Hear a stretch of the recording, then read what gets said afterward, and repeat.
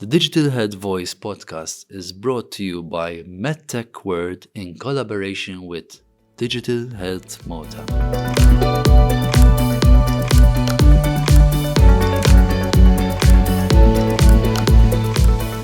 Welcome to episode number 17.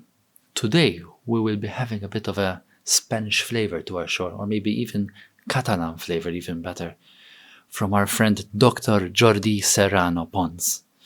Dr. Jordi is a CEO of Universal Doctor, and he's also the co-founder of UhDa Health, Universal Health Digital Access.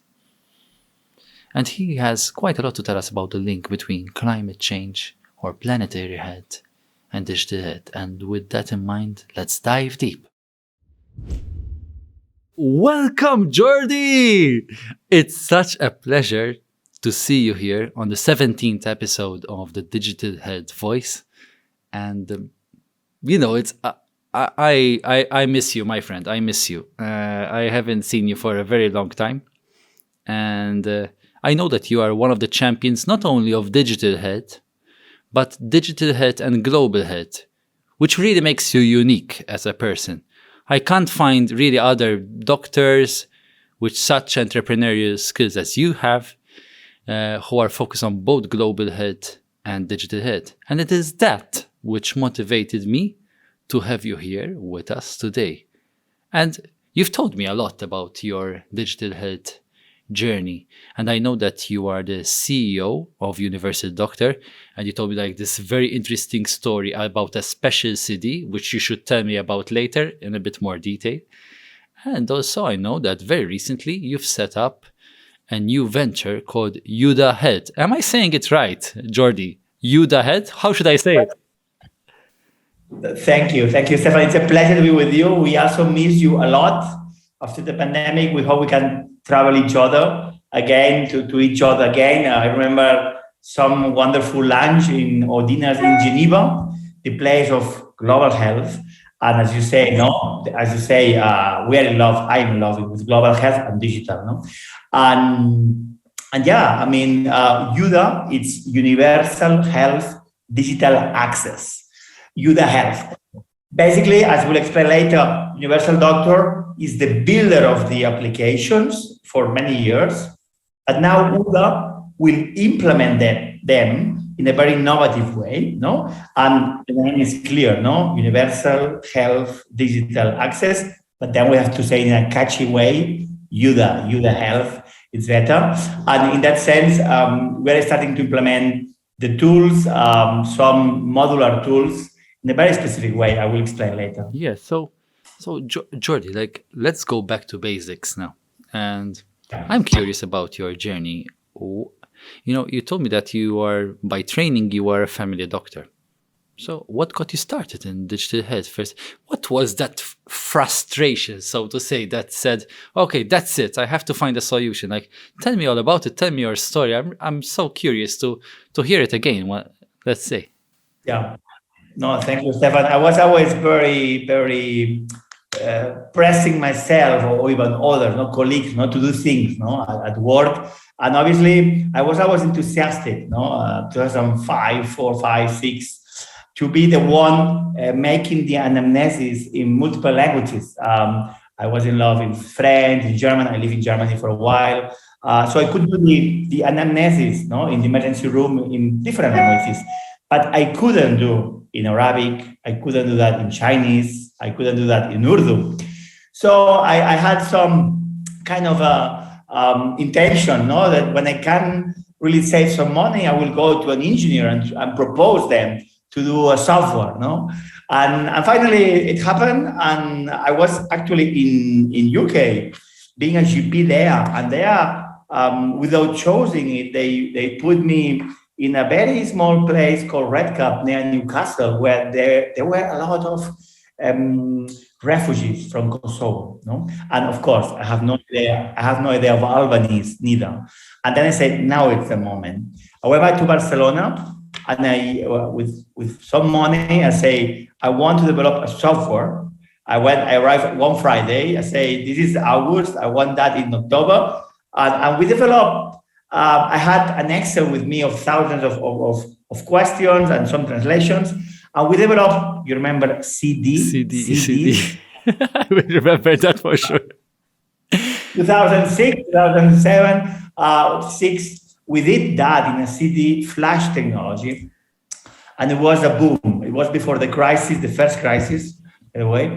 And we had the Spanish Medical Association helping us, many pharma companies supporting us. So they put this CD in more than 25,000 books that were delivered to family doctors in Spain. Wow. And also in other countries. And it was a boom. Everybody was using our software in a flash version. And then we were quick enough to adapt ourselves into the first iPhone, so Apple Store technology. During some days, we were the first application of iPad, 2010. During 1 week, we were the leaders, no? So, we were quick. And then we've shown along the years the adaptation to any technology, no? Obviously, the crisis came, all this technology about translation. Also, it did not fail, but we started to put the effort in other things. And I moved to Geneva because my dream was to work in global health, also work with WHO if possible, other internationalizations. We kept keeping the door to them. And thanks to other projects, one of them called Zero Mothers Die to reduce maternal mortality, finally, we started to work with WHO. And then the history is there. We were a company that was based in Geneva, in Barcelona, in Milano, with their colleague, Janine Lamer, our COO, and in London also. And it was clear that we were in the right place in the right moment. Ebola came, Zika came, and now imagine, no COVID. But before all this big pandemic, other small ones, epidemic came, and we were there. We did the app of WHO for Zika. We have been developing the app of aging called �W𝐞𝐝, Intrinsic Capacity for Older People, for years for WHO. The mental health gap app also. And it's been a nice experience to develop apps with Universal Doctor that became from the translation tool, Universal Doctor Speaker, into a company called Universal Doctor, the Digital Global Health company that worked for WHO, that worked for governments, that work for London School of Tropical Medicine, for AS Global of Barcelona. Finally, now during the pandemic, we have developed the app of Andorra. Right now, I'm in Andorra. We have developed the app of Andorra, the citizens healthcare app, no, the personal health record app with technologies to 2021. And now that the necessity was there, no, we did it quickly, but we have engaged the population a lot, more than in a country of 80,000 people, tiny country, more than 40,000 have downloaded the app. So it's fascinating. Before the pandemic, that was impossible. No? So this is the history of Universal Doctor. Initial unique product, transformation in a company working for third parties, but always being able to choose the global health institution wanted to work. And now, after all these experiences, we wanted to come back to the startup or one or two maximum products, no? So we decided to launch UhDa. Okay. And UhDa is another history. I can explain you now, yeah. Yeah, so you really naturally come to my next question, because I've seen you evolve, Jordi. So the advantage of knowing you for some time now is that I also got to see you evolve as well. See I remember some of the early days of Universal Doctor. I don't remember the days of the CD, I have to admit, but I remember the days which were closer to now, and we've met in conferences, and I was truly intrigued. So I remember you at conferences, Jordi, and I've seen what you've done as well with UhDa Health. And I'd like you to tell me more about it. Because first you mentioned that Universal Doctor was doing the apps. And then you were telling me now that UhDa Health is focused on implementation. So what's the bridge between the apps world, so to say, or implementing just apps on their own, and actually taking them out and doing something as amazing as you've done in Andorra. So tell me more about it. Yeah, no. Obviously, the company Universal Doctor still is alive. It will keep flying. We have new people. We have new governments, agreements, contracts. But of course, we are working for these third parties. We love to work with them. But we are doing apps. Now a new app for 𝐿𝐻 for artificial intelligence in skin recognition for neglected disease. So we're doing all this stuff, and it really reinforces us. It really makes us learning to interact with all kinds of clinicians around the world. But of course, we wanted to be, again, the owners of our solutions, no? And offering also to institutions, individual hospitals, individual clinicians, what? We wanted to give them a couple of tools that are integrated and that also can be the place where to embed other kind of Legos. Okay, we have developed UhDa monitoring, which is a platform to monitor patients, older people, younger people, more fit people, more people with diseases. So to follow up, with wearables, with different watches, with a platform, a wearable platform, and now introducing also other aspects like we have an agreement to introduce robotics, we have an agreement. So this is UhDa monitoring. But what that makes not us super special. There are other companies already doing that. But what we have done is creating UhDa studies. And UhDa studies, it's like there are many apps that can be used, programs like the 𝐉𝐸-𝐞𝐝, which is a very traditional program to collect data in research centers, or other CFRs used to do clinical studies, in that sense.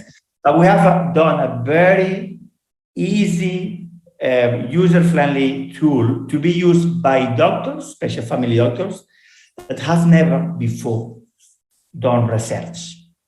And step by step, with UhDa studies, we are showing them how to do the research. What happens? These UhDa studies, it's embedded in this UhDa monitoring tool.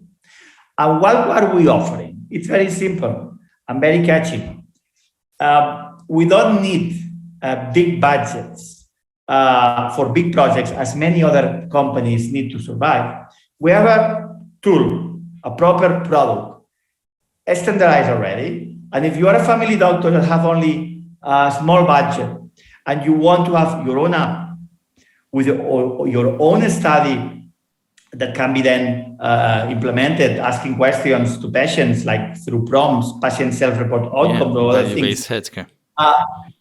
So all that can be bought as a license for as a software as a service in a very low price. And even, as you know, always our tendency to work with also low-income countries and with foundations. So we have achieved really a product that can be leveraged, implemented in high-income countries with a competitive price, but implemented in many studies.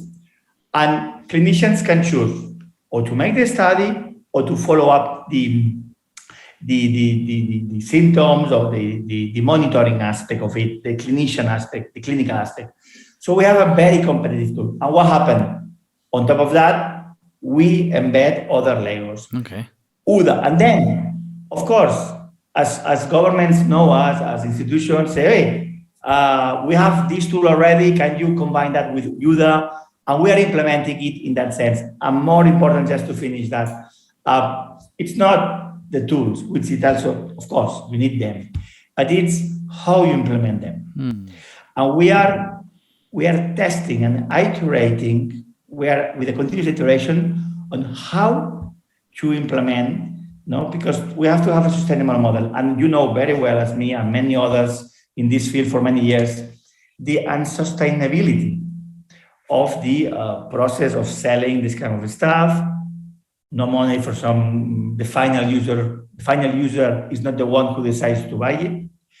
the administrations, depending on how much is the budget, the tenders that must be introduced, and other interoperability issues with the current software that they use, the lack of usage by the final users, final patients, and the lack of willingness to use them until now. Maybe pandemic is changing some things.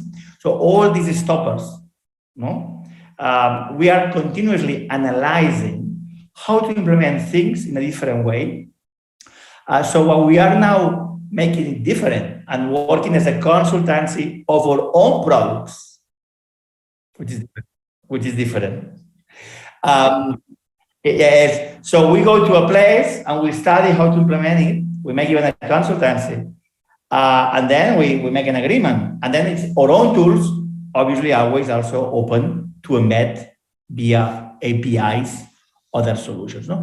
So it makes us very powerful, because if you can do an implementation consultancy aspect, if you can have your own tools and you are also open with others, wow, this is the trilogy, no? A trilogy of aspects. And we are now, don't tell anybody, but we are quite happy, because it's not the same to work for others, even if you love what you do, global health, international organizations, all that to work for others, but improving your product and your service, which the ones, from my point of view, who will be improving the service continuously will be the ones who will be here in the future, and that we will have the opportunity, to keep being in contact with the clinicians, and I hope also even in the future directly with the patients, which right now it's not possible most of the time. So this is the new adventure, and we are so happy.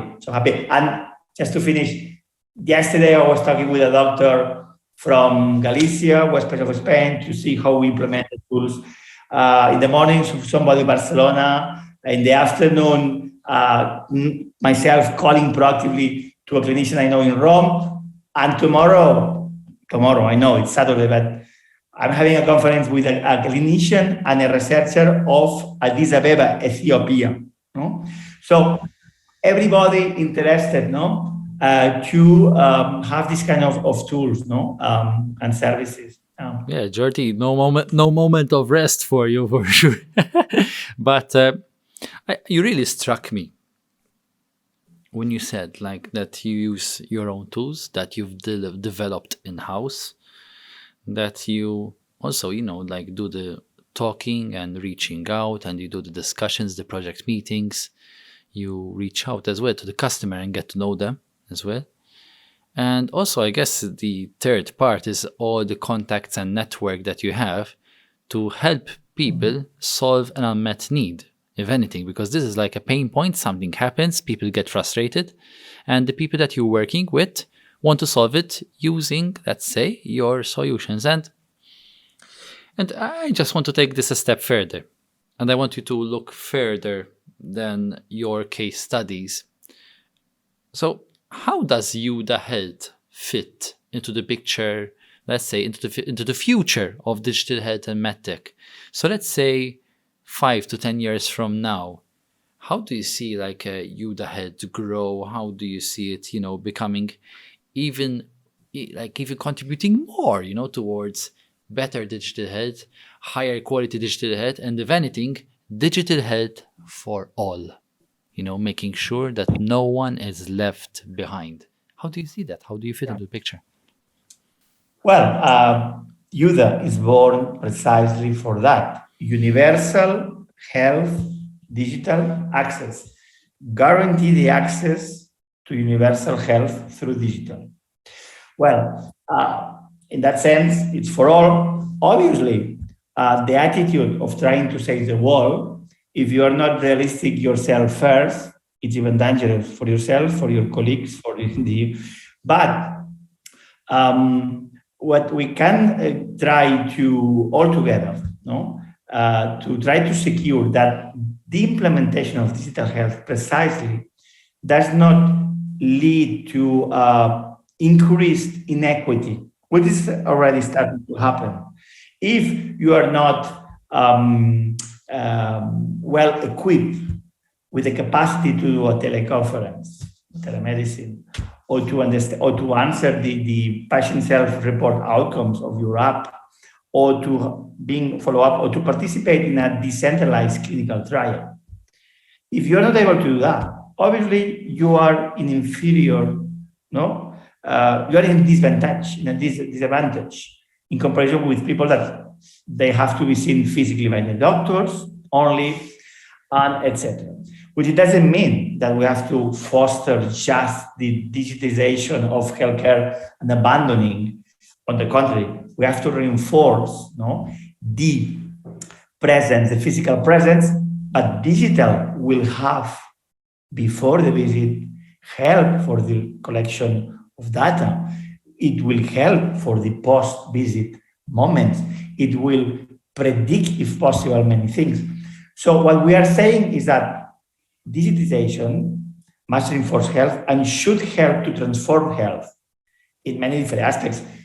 No matter if we look at the picture only, why many entrepreneurs in digital health are not flying? Well, it's easy because hospitals around Europe and in other places, in some places, not all, where public health systems are 90%. Hospitals, clinics, family doctors, when they are private in some countries or half private, receive the money from the government by the number of visits done or by the number of processes. Well, you don't have any incentive to develop or to implement a telemedicine or to diminish the re-entry to hospital. So then you are innovation and nobody pays for it. Not only we have to use digital health to try to break through this catch-22. We must precisely use digital health to prove how processes should be accounted for. You go through all Europe, and in most of hospitals, 5,000 in Europe. In Spain, 800. Italy, I think they are 700 though. You ask for the director of financial, how much it costs you a diabetic patient? They don't know. Gross sum. No? They are not processes accounted, no, because the typical clinical history goes by episode of visit, not by process. You're a diabetic person, you should be visit 1, 2, 3, you should have a control in your toes, you should have your feet. I mean, no. So then, if you don't follow these processes, you don't know how much it costs your patient. No? So, in that sense, if we had that, we would help the system to say, hey guys, we need finally to implement the prevention because it's much more cheaper. No? So, digital health must be there. And we are very excited to be in these places where doctors can use our monitoring tools for processes or collection of the tools for studies. And we are there. And we are not afraid of something that will happen, of course, which is big. And finally, we are happy for that also because you remember, Google enters, Google gets away. Whatever Google enters, well, it seems Amazon, it seems other big players are going to help family doctors have less of a headache. For example, in the States with the Epic software, no, writing on it. Well, if that is the case to reduce burnout, welcome Amazon. But there will be always place for stimulated doctors to do studies, to have small niches or small, precisely once solve the emergency things. No?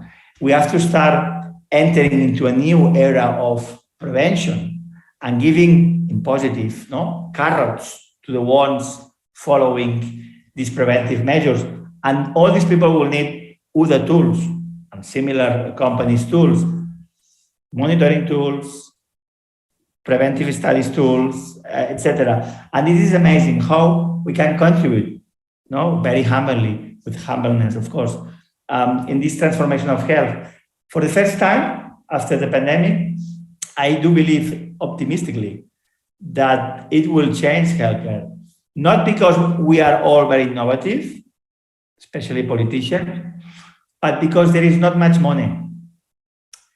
And basically, it will have to change, yes or yes, if people want to maintain the well-being level that our parents reach, because we are the first generation that maybe we don't reach the same level of well-being, and our sons, if they don't behave properly, if they don't have a wellness, no proper life balance, they will live even less. No matter how much medicine of precision in some specific states could really take off. And of course, then the inequity would be massive, with people, some population living less than our parents and some population being almost immortal. So this is nonsense. No? So in that sense, politicians, technicians that take decision on procurement are the ones that should be sent to innovation campus, because these people should be the one. So more or less, this is why UhDa, it's super exciting. Of course, as a company, must be sustainable, standardized, software as a service, and on top of that, you give consultancy services that it's a loop to increase our knowledge, our contacts. Don't tell anybody, but we are enjoying, no? Yeah, so you got me thinking there, Jordi, because I think that procurement in many senses, especially at government level, it has definitely an opportunity for reinvention. And even seeing how to adapt procurement for solutions like software as a service and licensing, with continued licensing, this kind of rethinking that we need to do. And I am sure that the work that you guys are doing will stimulate these discussions and will bring forward the actions that need to be done, like this cascade effect, to go towards procurement models which reflect more of a digital marketplace, so to speak, where you buy the product for a transparent price and transparent requirements with transparent, and very clear specifications. But believe it or not, Jordi, despite having such a stimulating conversation with you, because like stimulating seems to be the key word of the conversation, we've come to the end of the video interview and podcast. It's really a pity, but you have 1 minute now.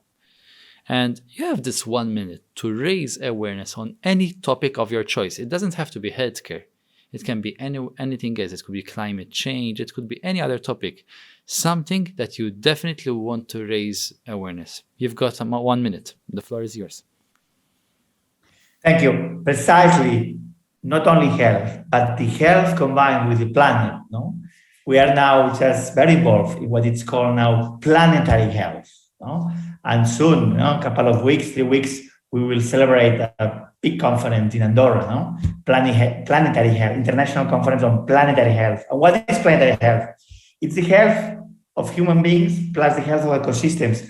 And until now, it hasn't been taken into account, but it's very important. Asthmatics trigger more when the weather changes, when the pollution, when a city has more component of NO2, ozone, etc. No?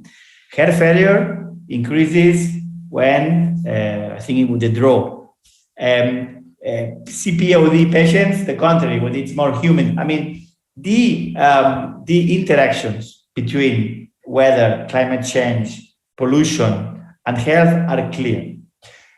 Dryness, savanization of the Amazon, increase of allergies, all that, it's an ecosystem that we believe finally must be also digitized properly.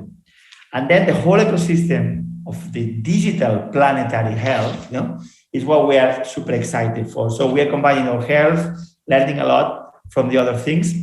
We have to be all involved. It's like if you make a fire inside a hut, or Earth, or planet must be taking care by us now, and not in a negative as terrifying news about, if we don't do that, we should be more proactively explaining the benefits, of taking the planet as part of our health.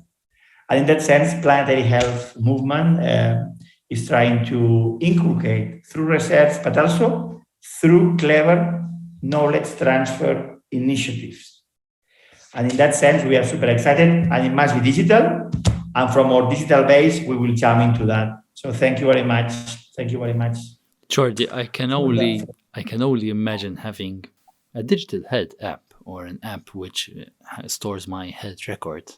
And I can definitely imagine, like in the very, very hot day of the summers in Malta, being given a friendly reminder that, listen, apply your sunscreen, be careful. Today is the day, to take extra care, and it could be like gamified even, and saying like if you take action today, you're preventing yourself or reducing your risk, of possibly, I'm exaggerating now, of skin cancer, just by taking one simple action today by 10%.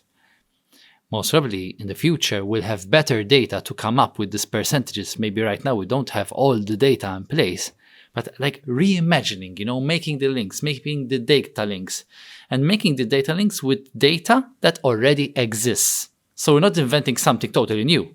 The data's there, and we make the links happen, So you really put a point across, like taking care not of just our home, our apartment, or our house, but also of the planet Earth, which is really and truly our home. And when we talk about planet Earth, you remind me of my son, Jordi, who is now, his imagination is overflowing, let's say, with the idea of space, planets. And when you hear all of this, you say, wow, we're so small and we have so much to take care of. And with that in mind, Jordi, I'd like to thank you for joining us today and giving us an insight into, global health, digital health, global digital health. And I'd like to encourage all of our users to listen to our episode on all of the podcast channels. You can find the Digital Health Voice on any of your podcast tools. And also follow us on our MedTech World channels on Facebook, YouTube, LinkedIn, Instagram, where you can find the latest episodes and the latest podcasts. Thank you, Jordi. Gracias, amigo.